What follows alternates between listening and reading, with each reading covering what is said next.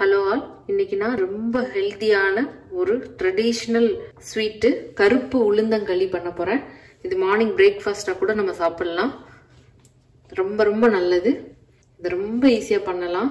முதல்ல இதுக்கு தேவையான இன்கிரீடியன்ஸ் பார்த்துடலாம். கருப்பு உளுந்தம்பருப்பு 1 கப் எடுத்திருக்கேன். இந்த களி இந்த தோலோடு இருக்கிற உளுந்தம்பருப்புல பண்ணா நல்லா டேஸ்ட் நல்லா இருக்கும். உங்களுக்கு உடைக்காத உளுந்தம்பருப்பு கிடைச்சா அதை கூட எடுத்துக்கலாம்.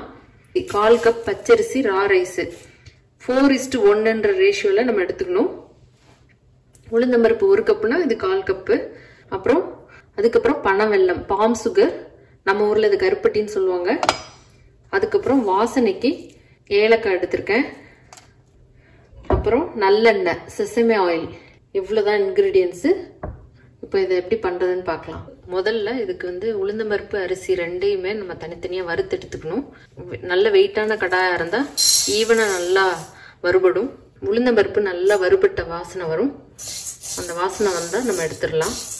இப்போ மீடியம் ஃப்ளேம்ல ஒரு 3 மினிட்ஸ் ஆயிருக்கு. நல்ல வாசனை வருது. உங்களுக்கு டவுட் இருந்ததுன்னா நீங்க இதை சாப்பிட்டு பார்க்கலாம். இது ரொம்ப கிறிஸ்பியா டேஸ்ட் நல்லா இருந்ததுன்னா வறுபட்டுருச்சுன்னு அர்த்தம். இல்லாட்டி இன்னும் கொஞ்சம் நேரம் நீங்க வறுக்கணும்னு அர்த்தம். இப்போ நான் இதை எடுத்து தனியா வைக்கிறேன். நெக்ஸ்ட் பச்சரிசி. இது ஒரு 2 மினிட்ஸ் நம்ம வறுத்த போதும், கரெக்டா இருக்கும்.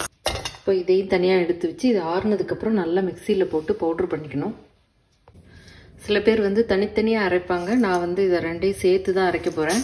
இது ஆறிட்டு இருக்கும் போதேவும் நம்ம பாகு காய்ச்சிடலாம். கொஞ்சமா தண்ணி விட்டு அதுல பனவெல்லத்தை போடுறேன். இப்போ ஏலக்காய் இடிச்சு அதையும் இதுல சேர்த்துடுறேன். இதுக்கு பாகு பதம் பார்க்கணும்னு அவசியம் இல்லை. இது நல்லா கரையணும், அவ்வளவுதான். இப்போ வெல்லம் எல்லாம் நல்லா கரைஞ்சிருச்சு. இப்போ ஸ்டவ் ஆஃப் பண்ணிட்டு இதை வடிகட்டி எடுத்துக்கலாம். இப்போ அரிசி உளுந்தம்பருப்பு ரெண்டுமே நல்லா ஆறிடுச்சு. நான் அதை மிக்சியில போட்டு பவுடர் ஆக்குறேன். இப்போ பவுடர் பண்ணியாச்சு. இதை சலிச்சு எடுத்துக்கலாம்.